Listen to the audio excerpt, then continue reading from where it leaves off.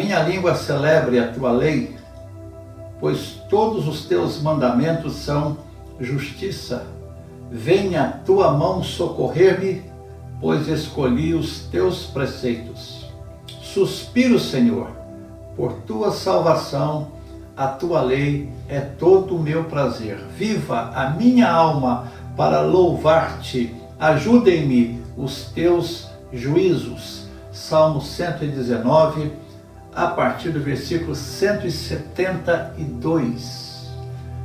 Deus maravilhoso, Senhor soberano, que Ele esteja guardando a sua vida, abençoando a sua família, abençoando a sua casa, e que a presença do Senhor esteja revigorando a sua fé, seu coração, e que possamos estar crescendo cada vez mais na adoração, no louvor a Deus, o nosso Salvador, o nosso Senhor, para a glória do nosso Pai Celestial. Que Deus nos abençoe. Vamos ter uma palavra de oração nesses momentos tão preciosos de culto, de leitura da palavra do Senhor. Pai, nós te adoramos e nós te louvamos e agradecemos porque estamos desfrutando de uma oportunidade, ó Deus, de estarmos diante da tua palavra, de estarmos sendo edificados, ó Deus, pelo Senhor, e também estarmos adorando. Te louvamos, ó Deus,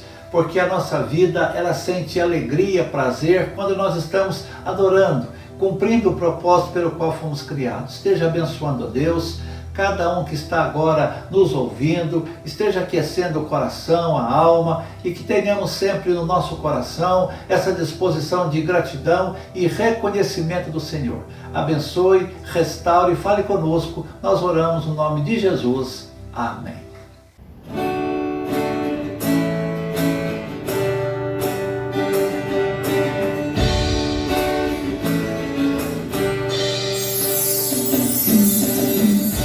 Diga para os temerosos, não há nada a temer. Poderoso é o teu Senhor, quando clama seu nome.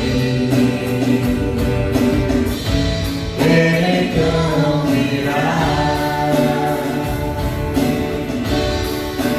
Ele vem pra te salvar, Ele vem para te salvar. Diga ao cansado, o teu Senhor virá. Ele vem para te salvar, Ele vem pra te salvar. Ele vem para te salvar, condenar ao Senhor e te levantarás. Ele vem para te salvar. Diga para os abatidos, não percam a fé. Poderoso é o teu Senhor, quando clama seu nome. Ele então virá. Ele vem pra te salvar. Ele vem para te salvar. Diga cansado, o teu Senhor virá. Ele vem para te salvar. Ele vem para te salvar. Ele vem para te salvar. Contemplar ao Senhor e te levantarás. Ele vem para te salvar. Ele é meu refúgio em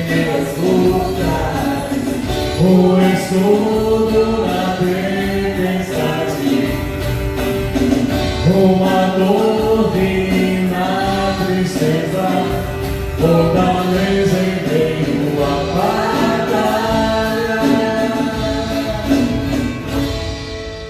Ele vem pra te salvar, Ele vem para te salvar. Diga ao cansado, o teu Senhor virá, Ele vem para te salvar, Ele vem para te salvar, Ele vem para te salvar. Condenar ao Senhor e te levantarás, Ele vem para te salvar. Condenar ao Senhor e te levantarás, Ele vem para te salvar.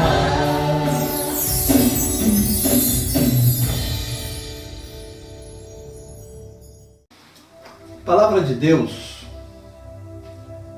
Marcos 8, a partir do versículo 22, que fala sobre a cura de Betesda, de um cego em Betesda, não de Betesda, mas um cego em Betesda. Diz assim: então chegaram a Betsaida e lhe trouxeram um cego, rogando-lhe que o Senhor o tocasse. Jesus, tomando o cego pela mão, levou-o para fora da aldeia e, aplicando-lhe saliva aos olhos e impondo-lhe as mãos, perguntou-lhe: vês alguma coisa? Este, recobrando a vista, respondeu: vejo os homens, porque como árvores os vejo andando. Então novamente ele pôs as mãos nos olhos, e ele, passando a ver claramente, ficou restabelecido e tudo distinguia de modo perfeito. E mandou Jesus embora para casa, recomendando-lhe: não entres na aldeia. A cura de um homem cego em Betsaida. Certa ocasião, Jesus, ele entrou numa sinagoga, pegou os rolos, as escrituras, e começou a ler. E diz o seguinte na sua leitura: o Espírito do Senhor está sobre mim, pelo que me ungiu para evangelizar os pobres, enviou-me para proclamar libertação aos cativos e restauração da vista aos cegos, para pôr em liberdade os oprimidos e apregoar o ano aceitável do Senhor. Fechando o livro, devolveu-o ao assistente. Diz a Bíblia, assentou-se, e todos na sinagoga tinham os olhos fitos nele. Então passou Jesus a dizer-lhes: hoje se cumpriu a escritura que acabais de ouvir. Nós estamos aqui diante de um texto, experiência de um homem cego, e vamos olhar aqui no capítulo 8, um pouco do contexto. Aqui Marcos começa com a segunda multiplicação dos pães. Cerca de 4.000 homens no lugar deserto. Muitos vindo de longe já estavam 3 dias sem comer. Mais uma vez, os discípulos se sentem impotentes diante da situação. Jesus perguntou o que eles tinham e a resposta foi: olha, nós temos 7 pães e alguns peixes. Jesus organiza e pede para organizar e alimenta essa multidão e ainda levaram para casa. Jesus despede as multidões, embarca com os discípulos para outras regiões. E os fariseus começam, num determinado momento, a discutir com Jesus, e em seguida eles pediram um sinal do céu. Nós queremos um sinal do céu. Esse pedido entristeceu Jesus, porque eles não estavam interessados em Jesus, mas no sinal, no milagre. Quantos milagres Jesus já tinha feito diante deles? Jesus agora fala com os discípulos e diz o seguinte: olha, guardai-vos do fermento, do ensinamento, da postura dos fariseus e de Herodes. Aí eles começaram a conversar entre eles e chegaram à seguinte conclusão: é que nós não trouxemos pão. Jesus entra na conversa e diz mais ou menos assim: olha, vocês estão discorrendo de quê? Eu não estou falando disso. Eu não estou falando do pão físico, do pão material. Eles ainda não estavam percebendo, enxergando a verdadeira missão de Jesus. E podemos perceber que não havia muita diferença entre o entendimento, a compreensão dele e a dos fariseus acerca de Jesus e a missão. Quando chegaram em Betsaida, trouxeram a Jesus um cego e pediram para Jesus tocá-lo. Jesus levou-os para fora do movimento da aldeia e aplicou saliva nos olhos, impôs as mãos sobre o cego e perguntou-lhe: vês alguma coisa? Ele disse: vejo, só que eu vejo homens como árvores, mas eles estão andando. Mais uma vez Jesus toca esse homem e ele começa a ver tudo nitidamente. Em seguida Jesus disse para ele ir, não para o povoado, vai para sua casa. E nesse texto nós podemos ver algumas coisas importantes acerca de nós e acerca de Jesus. Primeiro, nós estamos ou nascemos cegos para Deus e para as coisas, os mistérios, a beleza de Deus. Eu não estou falando aqui da cegueira física, mas sim da cegueira espiritual. Todos nós nascemos espiritualmente cegos. A Bíblia diz que estamos mortos em nossos delitos e pecados. Isso quer dizer que não conseguimos nos relacionar corretamente com Deus e com mais ninguém. Queremos sim relacionar com Deus, porque nós fomos criados para isso, mas como procuramos fazer isso na qualidade de pessoas espiritualmente cegas? Sabe como? Através da religião. A religião, geralmente, ela foca a nossa atenção nos feitos humanos para agradar a Deus ou apaziguá-lo. A religião enfatiza o que nós devemos fazer. A ênfase está no desempenho humano. A ênfase não está em Deus, mas nos sinais, nas exterioridades, nos sacrifícios humanos, naquilo que eu faço para agradar ao Senhor. Já perceberam quantas coisas fazemos com esse propósito? Propósito de agradar a Deus, na tentativa de provarmos que merecemos uma atenção especial do Senhor?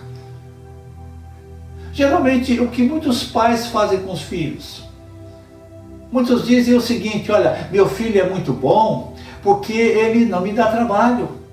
Ele é obediente, carinhoso, atencioso, prestativo, ele é uma bênção. E muitas vezes é assim que muitos acham que Deus os vê. Ah, Senhor, eu quero ser atendido ou receber isso ou aquilo porque eu sou bonzinho, eu mereço. É uma troca religiosa na tentativa de convencer a Deus. Isso se chama religião, e a religião geralmente é baseada na troca, no desempenho humano. Sabe por que procuramos esses atalhos? Porque estamos cegos para Deus. Estamos mortos em nossos delitos e pecados. Sabe por que nós estamos mortos? Por que nós estamos cegos? A Bíblia diz que o Deus deste século cegou o entendimento dos incrédulos para que lhes não resplandeça a luz do Evangelho da glória de Cristo, o qual é a imagem de Deus. Por isso não podemos discernir, distinguir, relacionar, desfrutar com vida, com significado da presença e das coisas de Deus, porque estamos cegos espiritualmente cegos e separados de Deus. Essa é a primeira lição. Segundo, a humanidade sem Deus se degenera. Nós vivemos um tempo de ouro em termos de avanço tecnológico e científico. Viajamos mais, nos relacionamos mais, as redes sociais nos aproximaram mais. Oportunidades batem à nossa porta, nós estamos cercados por leis protetivas, tentando proteger a criança, o jovem, a mulher, o velho, os animais, a natureza, enfim. A cada dia uma nova descoberta. O mundo está cada vez menor. Mas parece que o ser humano não está melhor. As coisas melhoram, mas o ser humano não. Apesar de tudo isso, o ser humano parece que está perdendo a nobreza, a beleza de ser humano. Estou dizendo isso porque vozes afirmam que só aprendemos e respeitamos na base da pancada das leis e do chicote. Pregamos, ou alguns pregam, só seremos ouvidos e atendidos se quebrarmos tudo, se arrebentarmos tudo. Os princípios básicos da família, o respeito, a admiração, o temor a Deus está aí ou estão desaparecendo, e com isso a humanidade vai se encolhendo. As redes sociais estão cercadas de personalidades vazias e fúteis, que estão tentando ganhar nossa atenção e a atenção dos nossos filhos com essas ou com muitas futilidades. Diante de tudo isso, diante de um mundo que se diz tão promissor, vemos sim um sentimento de vazio, de tédio, tristeza e depressão que no fim só gera morte. Uma humanidade, uma cultura sem Deus vê gente como árvore, como objeto. Houve um tempo em que não precisávamos de leis protetivas ou declarações para garantir alguns direitos. Por quê? Porque o que aprendíamos em casa, na escola e na igreja era praticamente suficiente. Suficiente para respeitar. Suficiente para ceder um lugar para uma gestante ou uma pessoa idosa. Hoje são inúmeras leis e declarações, não para a geração temente a Deus, mas para aqueles que são marcados pelo egoísmo, indiferença, desrespeito e ódio. Para aqueles que veem o ser humano como árvores. Podemos ter tudo, mas se nos afastarmos de Deus, esse tudo acaba se transformando em arma para nos destruir. Uma cultura que se afasta de Deus, se encolhe, degenera, e um acaba matando o outro. Mas o terceiro ponto importante é que existe solução para isso. E a cura total, ela está em Jesus. Se a religião é o meu esforço, o meu empenho, meu sacrifício para chegar em Deus, obter o perdão e o favor do Senhor, isso não adianta absolutamente nada. Não gera segurança, não gera paz, não gera vida em abundância. A fé, então, ela caminha em outra direção. Eu não vou ao encontro de Deus porque eu não consigo. Eu não enxergo, eu não entendo. A fé caminha na seguinte direção: Ele vem ao meu encontro. Ele já veio e Ele vem me buscar. Ele segura a minha mão. Eu sou a 100ª ovelha. Se a religião é um cego tentando dar visão a outro cego, a fé é Deus vindo ao nosso encontro na pessoa de Jesus para nos dar visão perfeita e vida. Nesse texto, a cura, ela foi total. O método de Jesus foi diferente. Jesus curou vários cegos e em cada um ele usou um método sim diferente. Isso mostra que em seu amor, em sua sabedoria, o mestre ele tratou de pessoas de forma assim individual e singular.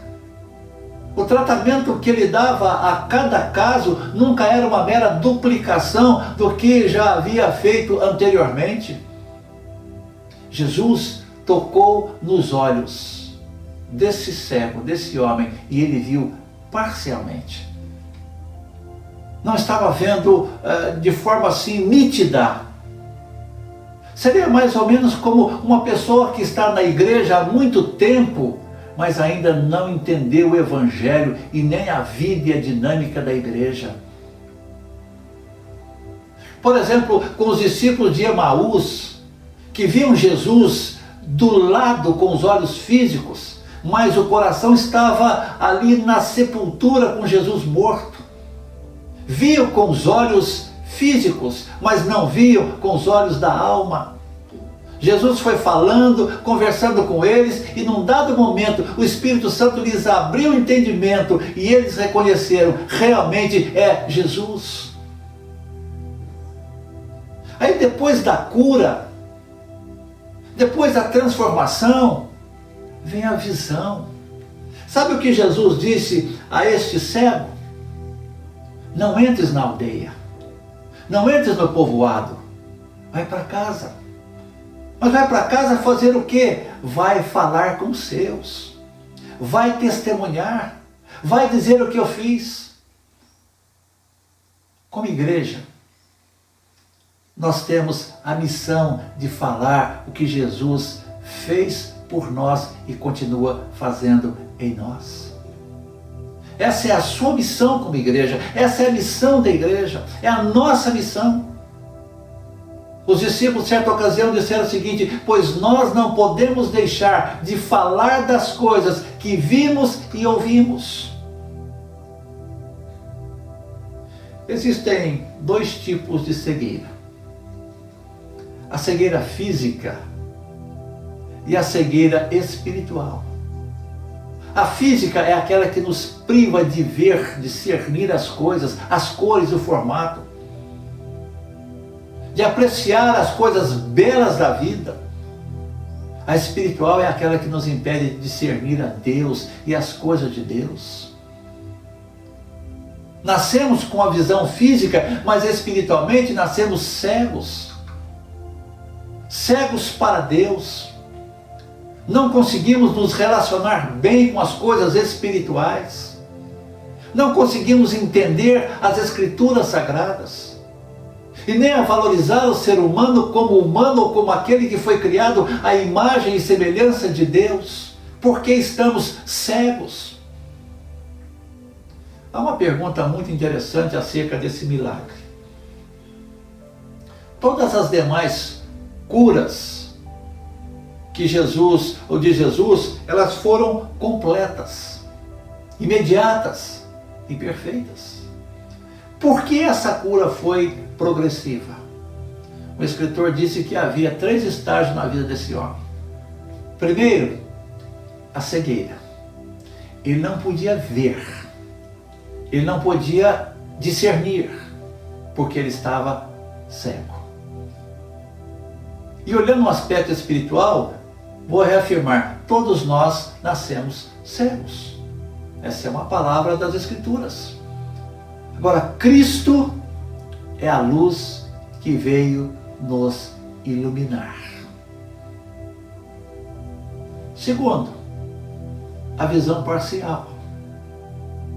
Todos nós desfrutamos de uma visão parcial. Mesmo recebendo a visão de Jesus, ainda vemos parcialmente. Temos algumas dificuldades, algumas deficiências. E terceiro, a perfeita visão. Essa será a condição dos remidos na glorificação, quando estivermos com o Senhor. Um dia veremos tudo perfeitamente, não porque nós merecemos, mas porque o Senhor Jesus abriu os nossos olhos, abriu o nosso entendimento. E aqui faz jus àquela palavra de Jesus, quando ele na sinagoga abre as Escrituras e diz: o Espírito do Senhor está sobre mim, pelo que me ungiu para evangelizar os pobres, enviou-me a proclamar libertação aos cativos e restauração da vista aos cegos, para pôr em liberdade os oprimidos e apregoar o ano aceitável do Senhor. Especialmente a expressão, dar vista aos cegos. Jesus abriu o entendimento deste cego. E ele passou a ver. E ele foi para casa dizer: olha o que Jesus fez em mim. Que Deus nos ajude. Que Deus nos abençoe. E que possamos ter cada vez mais o nosso coração, o nosso entendimento, de que Jesus é aquele que abre os nossos olhos. E aí sim, passamos a entender melhor as coisas maravilhosas do Senhor. Que Deus o abençoe. Amém.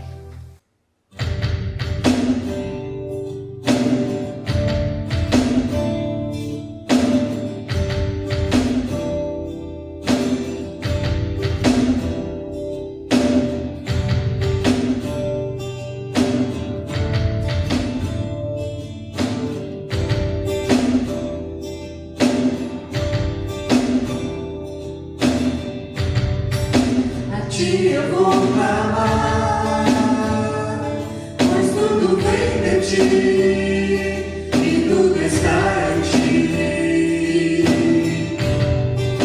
Por ti vou caminhar, tu és a direção, o sol a me guiar. Tudo pode passar, teu amor jamais me deixará.